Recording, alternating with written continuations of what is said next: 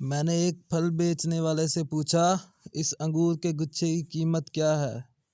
वो बोला, 120 रुपए किलो। पास ही अलग कुछ मुख्तलिफ टूटे हुए अंगूरों के दाने भी पड़े हुए थे। उसका भाव वो कहने लगा, 45 रुपए किलो। मैंने पूछा, इतना कम दाम क्यों है? वो बोला, हैं तो ये भी बहुत उम्दा, लेकिन ये गुच्छे से टूट गए हैं। उसी वक़्त मेरे जहन में ये बात गर्दिश करने लगी कि अपने ख़ानदान से अलग होने पर हमारी कीमत आधी से भी कम हो रह जाती है। वाक़अतन